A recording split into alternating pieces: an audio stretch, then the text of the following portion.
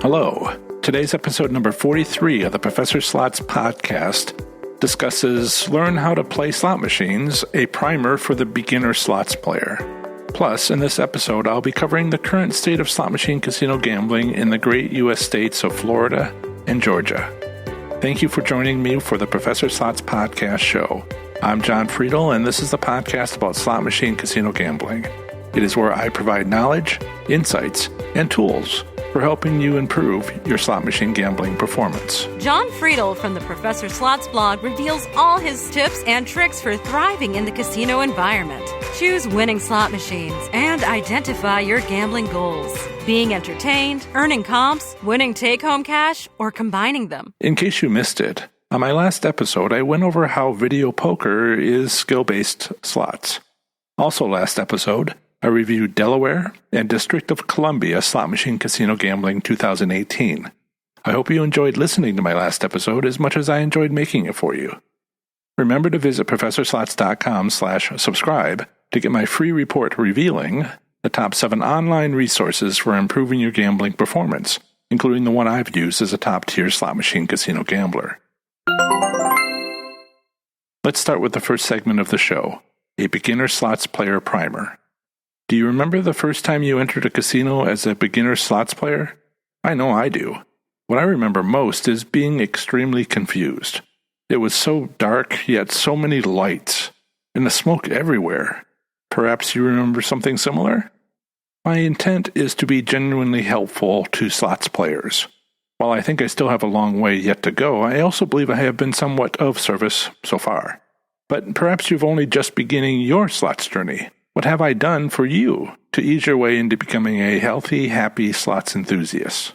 So this episode segment is for you, the beginner slots player, to, help.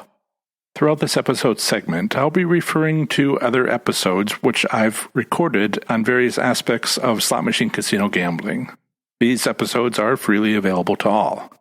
This episode segment has the following subsections. 1. An introduction. 2. Entering a casino for the first time. 3. My initial gambling rules. 4. The changing state of gambling, in brief. 5. Beginning your slots journey. 6. The golden rule. 7. Journey into the unknown. And 8. A summary. My first experience at slot machine gambling was in 2003 at a small tribal casino, Keewatin Casino, in the Upper Peninsula of Michigan. I was taking a long drive back to graduate school in Iowa after visiting family in the Lower Peninsula of Michigan and had found a hotel at which to spend the night. A casino was located just down the highway from that hotel. I wasn't aware of the casino being there until the hotel provided $20 worth of tokens to play with at it. I remember feeling a little nervous about entering a casino for the first time in my life. I mean, what would my family of non-gamblers think? But I gathered up my courage and went on in. I found it to be a highly distracting place. Loud, lots of flashing lights, and smoke. This was a time when smoking was more fashionable than it is today, so there was a great deal of cigar and cigarette smoke in the air. This is still true today in some states, such as Nevada, although ventilation has gotten a whole lot better since then. I distinctly remember rapidly spending the $20 worth of tokens on slots, plus another $50 besides, which I could ill afford to lose. At the time, I was a poor graduate student on a research stipend, working a side job as a temporary instructor of college physics. I just spent my food money for the trip home. Did I win anything that first time at the casino? No, I don't think so. Why don't I know if I had won or not? Frankly, how would I have known if I had? If I did, it wasn't enough to grab my attention.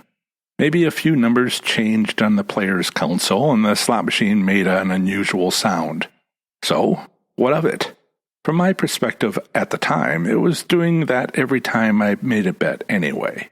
I left the casino after having spent $50 I could barely afford to lose. As I continued home on that long road trip, I started thinking about gambling with slot machines.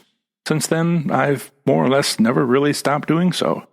After a few months of dwelling on that first experience, I happened to be visiting the Omaha Zoo just over the western border of Iowa in Nebraska.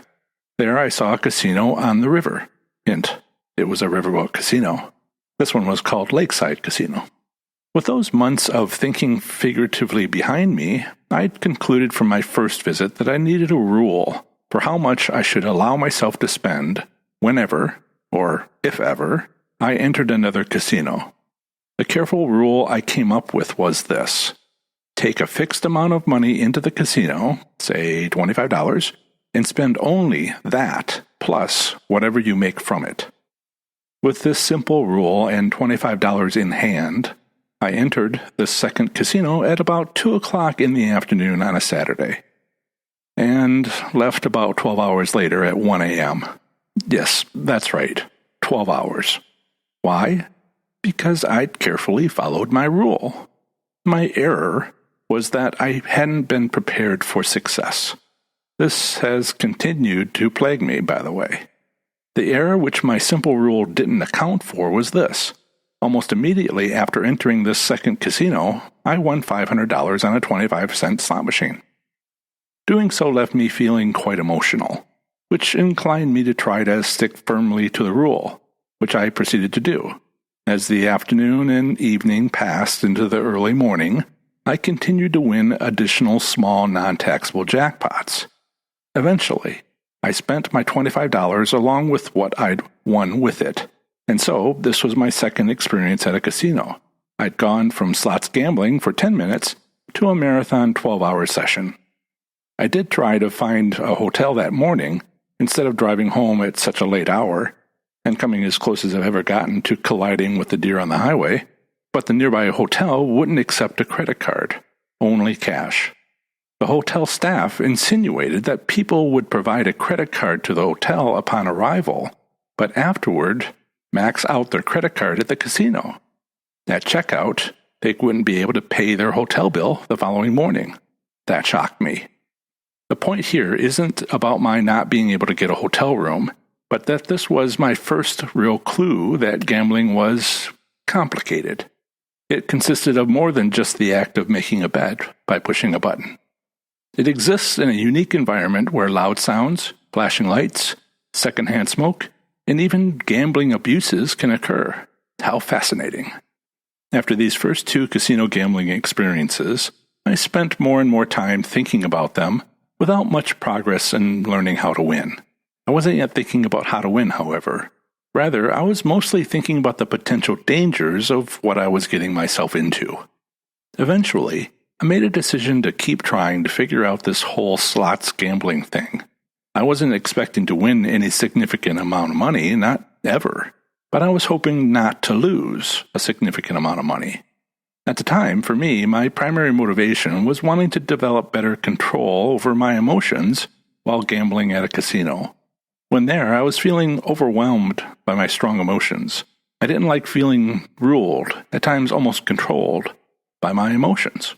If my reaction to these strong emotions was a personal weakness, I know I wouldn't just find myself exposing this behavior at a casino.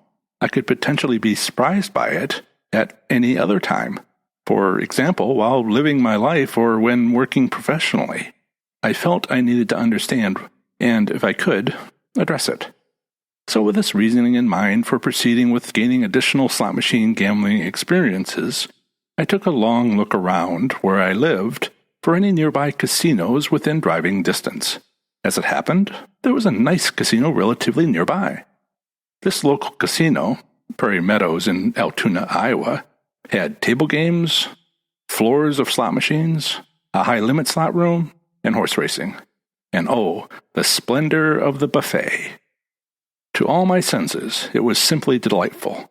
So with that limited assessment of a gambling establishment, about every month or more, I'd take about $25 from my monthly stipend to go there with the full expectation of gambling it all away on the slot machines. But would I? For what happened next, you'll need to take a listen to another podcast episode. You'll find out in episode number 21 on winning at slots in older casinos. But that's my story. Instead, let's talk about your story. This next section is called The Changing State of Gambling in Brief. Legal large-scale gambling in the U.S. started in Nevada in 1931. There was Las Vegas, of course, but also Reno, Lake Tahoe, and other cities in Nevada. It basically stayed there until legalized in Atlantic City, New Jersey in 1978. Legalized gambling in Atlantic City provided casinos convenient to gamblers on the East Coast, and this balance of gambling between Nevada and Atlantic City continued until around the end of the 1980s. At that point, everything started changing more and more rapidly. Basically, in 1988, tribal casinos became permitted by federal law. Although tribes did need to negotiate state-tribal compacts with the state their reservations were located within, these negotiations typically took years. Another substantial change happened in the early 1990s when riverboat casinos became legal in several Midwestern states. Originally, state law required these casinos to travel on water, or at least unmoor from a dock, before any gambling could occur. In the mid-90s, online gambling started up outside of the United States. This got out of control fast, until various legal restrictions began protecting players. For a while, this protection was to block online gambling in the continental United States. By creating various legal restrictions, the U.S. Senate was not just protecting players, but also land-based casinos hurt by online gambling from outside the United States. Not long after, Canada did much the same. Besides tribal gaming, this was the limit of federal laws restricting gambling in the United States until the banning and recent unbanning of sports betting at the federal level. What all this means is simple. Gambling has become prevalent in the United States, especially the most popular type of gambling there is, slot machine casino gambling. There is another side of the coin, as it were, to all this growth and expansion of gambling. All through these changes in the gambling industry in the United States and abroad, the technology of gambling was also growing and expanding. For example, as you might imagine, the impact of microchips and the internet was profound to slots. For a succinct article capturing these near-constant technological developments of slot machines, listen to my episode number 38 called The Ultimate Slots History Guide. My point of view is that slot machine casino gambling has changed a lot in the last few decades. Further, I believe that these changes will keep on happening. Knowing what has happened in the past will help us understand the future. Some of the biggest changes occurring right now are related to slot machines no longer being fully random. Frankly, there's degrees of randomness. In the past, most casinos controlled the odds of winning on a slot machine by having slot machine mechanics physically adjust the odds on a regular schedule, perhaps 2 weeks long. Nowadays, a casino built or heavily renovated since 2012 is automated. Doing so both reduced the casino labor force and provided a near real-time understanding of the performance of the casino for its operator. And therein lies the secret to winning at slot machine casino gambling. But all that is a bit much for the beginner slots player. What you need to know is, the randomness of slot machines isn't always fully random. There are patterns in the randomness, and if you know how to look for them, you can find them. Maybe you've yet to visit a casino. Maybe you have visited a casino and wondered what the heck just happened. You might even have gone many times, but want to restart your slots journey for one of several reasons. If you just started on your slots journey, you may not know how much playing slots has changed so much in the last few years. That's fine, as more than a few regular slots players haven't kept up with all the changes of late. Or rather, what the changes mean. So let's begin your journey together. Your first step? Well, it's probably not visiting a casino. Your first step is getting online. Due to everything I just discussed, most people have several casinos near them. In Iowa, for instance, every resident has at least one casino within a 1-hour drive. So what about you? How many casinos are near you? Well, I shouldn't have to explain how to use Google, but here's a hint. Type "casinos near me" into Google search. Doing so will show a map of all the casinos in your area. Cool, huh? What you want to do is visit their websites, see what they have to offer that you might like.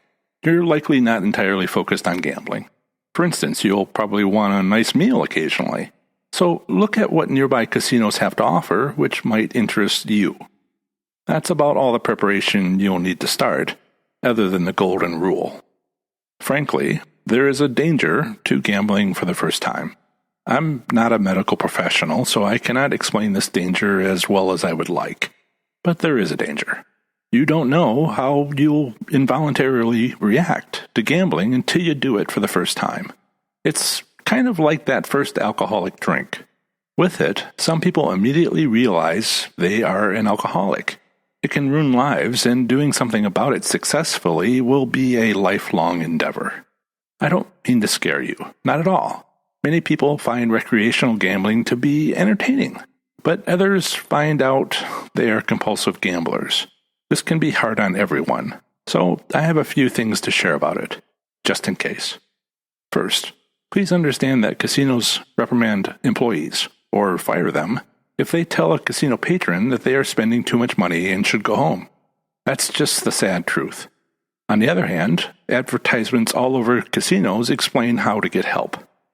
Second, I don't encourage non-gamblers to gamble. It's a decision I've made for my business. I assume anyone who finds me is deliberately looking for information on slots gambling. But if you decide you want to gamble via slots, then I take it as my responsibility to explain how to do it. Third, there truly is a golden rule. Here it is. Don't spend any money at a casino which you cannot afford to comfortably lose. That means you're spending disposable income, which is money left over after all your bills are paid, along with an additional amount put aside into your savings account of choice. I suppose we should also discuss how a slot machine operates. Most newcomers sit down at a slot machine, put some money in once they figure out how, and start pushing some buttons. But what do the buttons do? There are several physical components to slot machines, including various interfaces with the player. I've already provided a podcast episode about the common elements of a slot machine in episode 10, How Do Slot Machines Work? The article that goes along with that episode, or at least the schematic of a slot machine found in it, should go a long way towards taking the mystery out of how all the buttons, etc. work on a slot machine. Another thing you'll want to do is get a player's club card from the casino. At its simplest, this is like your grocery store card.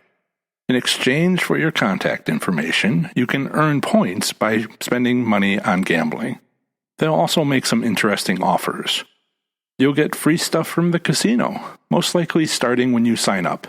Sometimes, in the long term, it's often the only way gamblers make a profit. There's another podcast episode with my explanation about these casino rewards clubs. That's episode number 16. So let's recap what I've pulled together for you to start at slots. 1. Go to the websites of casinos near you to understand their differences relative to your wants and needs. 2. Check to make sure you have some amount of disposable income if you want to play slots. 3. Visit your casino of choice and get a player's club card at the front counter or kiosk. And 4. Pick a slot machine, make a bet, and see what happens next. So what does happen next? One example would be what happened to me, as explained. Or something similar. If I had one wish for you, it would be this. I hope you don't win. That's probably shocking, but it really is for the best. If you win big at your first visit to a casino, it sets an unrealistic expectation you might take years to recover from, if ever. I hope you win big on your second visit to a casino. That's what happened to me. Once you've visited the casino a few times, maybe you'll want to know more about why casinos are the way they are. If so, I have plenty of articles about them. But they may be too soon. When you're ready, they'll be waiting here for you. I hope you have a good time at the casino playing slots. As I'm always saying, have fun, be safe, and make good choices. In summary, too many beginner slots players get lost. So much is happening at once in a casino. Lights, sounds, smoke. There really is a lot going on for beginners. And unfortunately, a casino doesn't help. After all, it isn't in their best interests to help. Savvy slots enthusiasts understand what they are doing. They are all self-taught. Well, it's time to fix that. With this primer, a beginner slots player doesn't start from zero. Why? Because I've explained the basics. When you're ready for more information on playing and winning at slots, it'll be here for you. Best of luck, and let me know if you have any questions. Remember to visit ProfessorSlots.com/subscribe to get my free report revealing the top 7 online resources for improving your gambling performance. including the one I've used as a top-tier slot machine casino gambler. Up next is the second segment of the show on slot machine casino gambling. Here, I provide a brief overview of the current state of gambling in 2 U.S. states, territories, or federal district, emphasizing, by far, anything of interest to slot machine casino gamblers. First up is Florida slot machine casino gambling 2018. Here goes. Florida slot machine casino gambling consists of over 25,000 gaming machines at pari-mutuel racetracks, American Indian tribal reservations, and offshore cruise ships. Of the many racetrack wagering facilities in Florida, only those located in the counties of Broward and Miami-Dade, home to Miami and Fort Lauderdale, have gaming machines. The 7 tribal casinos in this state are owned and operated by Florida's 2 federally recognized American Indian tribes. Along with the aforementioned racinos, these tribal casinos are located near Tampa or in southern Florida. Offshore casino cruises consist of day-long casino boats traveling just out to international waters, as well as an assortment of multi-day cruise ships traveling to international destinations with onboard Vegas-style casino gambling. Historically, Florida has a long history of gambling, starting 100 years before gaming became legal.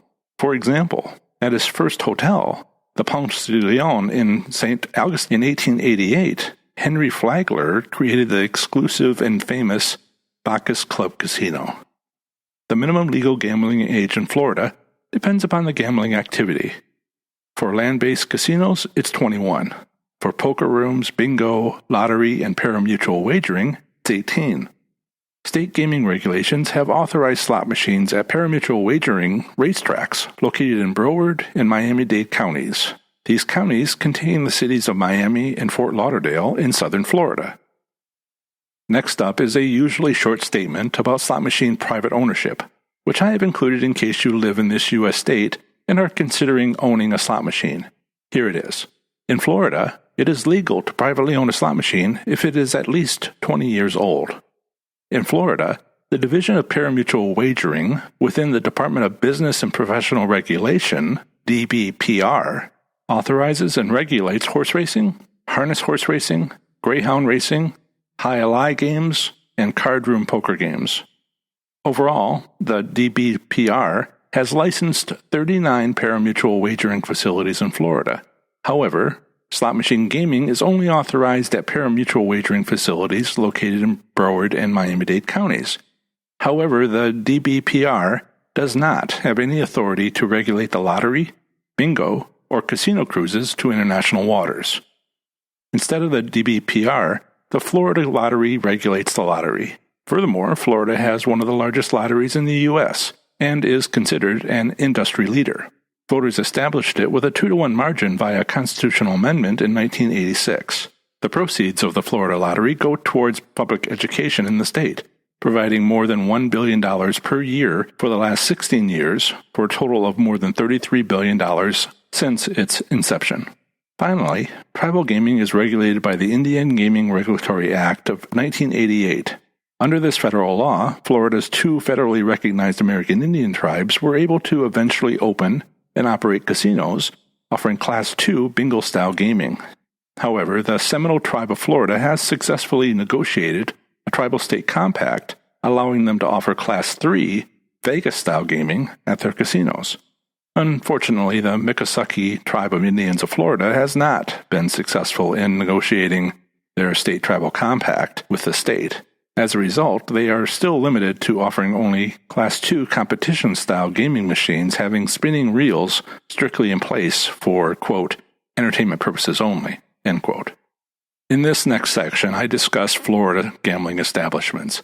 As usual, when there are too many casinos to mention here, a complete list, along with links to their websites, assuming they have set one up, is available on my website blog article for this state at professorslots.com/FL. There are many pari-mutuel racing facilities in Florida. However, only 8 pari-mutuel racetracks located in Broward County and Miami-Dade County offer gaming machines and are therefore, strictly speaking, the racinos of Florida. In addition, there are also 7 American Indian tribal casinos and 2 day-long cruise ships based in Florida. The largest casino in Florida is Seminole Hard Rock Hotel and Casino Tampa, having over 4,000 gaming machines. The second largest casino in Florida is Seminole Casino Immokalee, located 35 miles northeast of Naples, having 1,300 gaming machines. The non-tribal casinos in Florida are those pari-mutuel facilities that offer slot machines. These 8 racinos are listed on my blog article for this state at professorslots.com/FL. Florida has 2 federally recognized American Indian tribes, including the Miccosukee Tribe of Indians of Florida, located on the Miccosukee Indian Reservation in western Broward County, as well as the Seminole Tribe of Florida, having its 6 reservations. Of the 8 American Indian tribal casinos in Florida, 7 are operated by the Seminole Tribe, while the 8th is operated by the Miccosukee Tribe. For a list of these tribal casinos, again, see my website blog article for this state at professorslots.com/FL. There are currently 2 day-long cruise boats sailing out of Cape Canaveral and Port Richey. A 3rd cruise boat sailing out of Jacksonville closed in 2017, but may eventually reopen. These 3 cruise boats are 1. Tropical Breeze Casino, located 37 miles northwest of Tampa, with nearly 100 gaming machines, including video poker. 2. Victory Casino Cruises, Cape Canaveral, located 60 miles southeast of Orlando, with over 600 slots on board. And 3. Victory Casino Cruises, Jacksonville, which closed in 2017 but may reopen. As an alternative to enjoying Florida slot machine casino gambling, consider exploring casino options in a nearby state.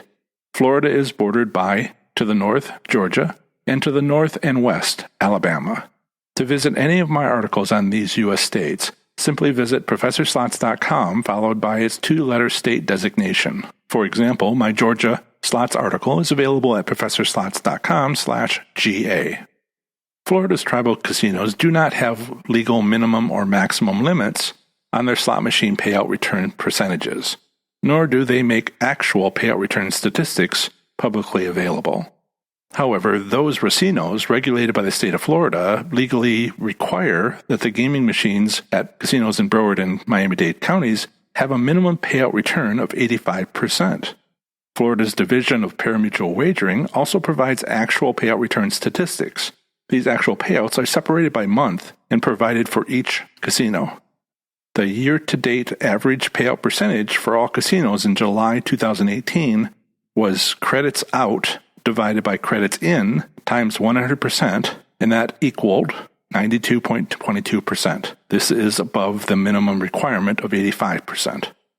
For each casino, this payout return percentages for July 2018 are provided on my website blog article for this state at professorslots.com/FL. The highest payout return was 93.43% at Hialeah Park, while the lowest was at 90.48% at the Isle Casino and Racing at Pompano Park. If you're wondering which of these racinos has the best payout returns for last month, make sure you check the most recently published payout return statistics for Florida's racinos on the DBPR website. In summary, Florida slot machine casino gambling consists of 8 pari-mutuel racinos in southern Florida, as well as 7 American Indian tribal casinos. Of these 7 tribal casinos, all but one offer Class 3 Vegas-style slot machines. The other offers Class 2 competition-style bingo gaming machines, where the reels are for entertainment purposes only. As usual, payout return limits are not legally set by existing state tribal compacts. Again, as usual, no payout return statistics are publicly available from these tribal casinos. However, gaming machines at Florida's racinos are legally required to be no less than 85%. As usual, casinos do not generally set their average theoretical payout returns this low for sound business reasons. As has been provided, each racino's actual payout returns are publicly available by month on the Florida Gaming Commission website. In the last year, 1 tribal casino and 1 casino boat have closed. The permanently closed tribal casino was the Seminole Casino Big Cypress, formerly located 60 miles northwest of Fort Lauderdale. The day-long casino cruise boat by Victory Casino Cruises, which closed in 2017, sailed out of Jacksonville, but may eventually reopen. Note that the Victory Casino Cruises, which sail out of Cape Canaveral, continue to remain in operation. Remember to visit professorslots.com/subscribe to get my free report revealing the top 7 online resources for improving your gambling performance, including the one I've used as a top-tier slot machine casino gambler. Up next is the second state comprising this episode segment, Georgia Slot Machine Casino Gambling 2018. Here goes. Georgia slot machine casino gambling consists of a single casino boat, which makes regular trips to international waters where casino gambling is legal. There are no legal limits on payout returns for this Georgia casino boat, and no public reporting of its actual payout return statistics. The minimum legal gambling age in Georgia depends upon the gambling activity. It is not available for land-based casinos or poker rooms, but it is 18 for bingo, lottery, and parimutuel wagering. The legal gambling age on casino boats sailing from Georgia ports is 18. Anyone wishing to board such casino cruises can only do so by presenting a government-issued photo ID showing they meet this minimum gambling age of 18 for Georgia. Regarding slot machine private ownership, it is legal to privately own a slot machine in Georgia if manufactured before 1950. There is no Georgia Gaming Control Board to regulate or otherwise authorize slot machine casino gambling in Georgia. However, there is both a Georgia Lottery Corporation as well as a state-run commercial gambling unit. This commercial gambling unit has responsibilities related to coin-operated amusement machines in Georgia's convenience stores and other locations around the state. There is one casino based in Georgia, which is a casino boat, which ships out of Brunswick. There are no other casinos in Georgia. The single casino in Georgia is a casino boat offering daily cruises. It is operated by Golden Isles Cruise Lines. The casino boat, the Emerald Princess II Casino, can accommodate up to 400 passengers. The current ticket price for individuals to board is $10. Regularly scheduled cruises are currently Tuesday, Wednesday, and Thursday from 7 p.m. to midnight, Friday and Saturday from 11 a.m. to 4 p.m., as well as 7 p.m. to 1 a.m., and Sunday, 1 p.m. to 6 p.m. There are no tribal casinos in Georgia. In addition, the state of Georgia has no federally recognized American Indian tribes. As an alternative to enjoying Georgia slot machine casino gambling, consider exploring casino options in a nearby state. Georgia is bordered by, to the north, Tennessee and North Carolina, to the south, Florida, and to the west, Alabama. To visit any of my articles on these U.S. states, simply visit ProfessorSlots.com followed by its 2-letter state designation. For example, my Tennessee slots article is available at ProfessorSlots.com/TN. Casino cruises are to international waters where there are no gaming jurisdictions. As a result, there are no legal limits for minimum or maximum payout returns. Therefore, a casino boat operator need only set their theoretical payout returns to satisfy their business goals. For example, setting them too low could result in an unacceptable amount of customer dissatisfaction, as well as a loss of reputation and subsequent business. Also, casino boat operators are not legally required to publish their actual payout return statistics and typically do not do so. In summary, Georgia slot machine casino gambling consists of one casino boat, the Emerald Princess II Casino, sailing out of Brunswick. As a casino boat, it sails 3 miles offshore to international waters where gambling is not illegal. Individuals must be 18 to board. In the last year, one of the 2 available casino boats closed their business. The Emerald Princess II Casino out of Brunswick is still in operation. However, the Tradeswind Casino Cruise out of Savannah has permanently closed.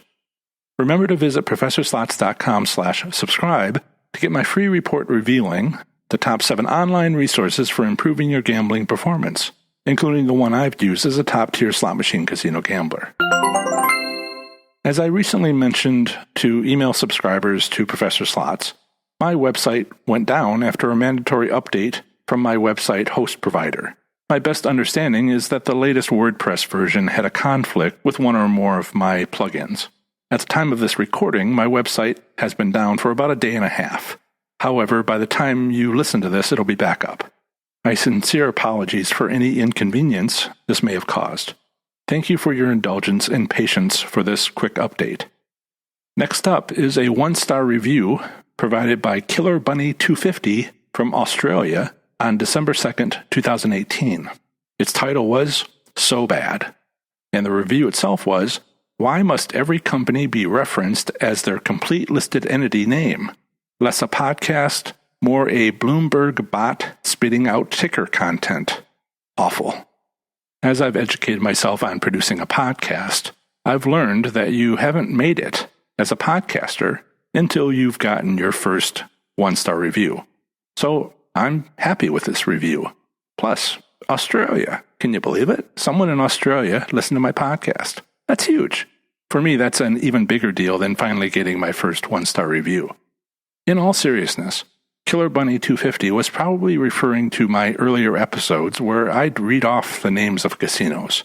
As much as it helped me remember a specific state's casino, eventually I realized doing so probably wasn't a good idea for my audience. So I stopped doing that some time ago. Nevertheless, it was good to know. Thanks, and much appreciated, Killer Bunny 250. If you'd like to provide a rating and review for this podcast, which may well help other slots enthusiasts decide to take a listen to one or more of my episodes, simply use your podcast app or visit ProfessorSlots.com/Apple Podcasts if you're an Apple device user, or visit ProfessorSlots.com/Android for Android users. Part 1 of the next episode of the Professor Slots podcast is not yet known. I've been thinking I should review the 2019 edition of American Casino Guide, or I may review one of my local casinos in Ohio. I'm not sure yet which I'll do first. Let me know if you have a preference.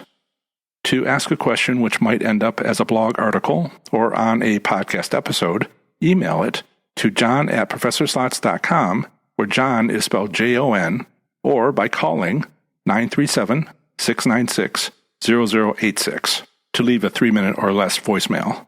Casino trip reports about slots are also very much appreciated. Part 2 of the next episode of the Professor Slots podcast are more brief overviews of the current state of gambling in 2 U.S. states, territories, or federal districts. Next time, I'll be talking to you about the great U.S. territory of Guam and the great U.S. state of Hawaii. That's the end of another great episode of the Professor Slots podcast. Thanks so much for listening. I hope you and yours have a very Merry Christmas early next week and a great holiday season. Show notes for this episode are now available within most podcast apps, but are also available on my website at ProfessorSlots.com/E43. I plan to have the next episode come out very soon for you, where I'll have more amazing content for the show. Until the next episode, have fun, be safe, and make good choices. Bye.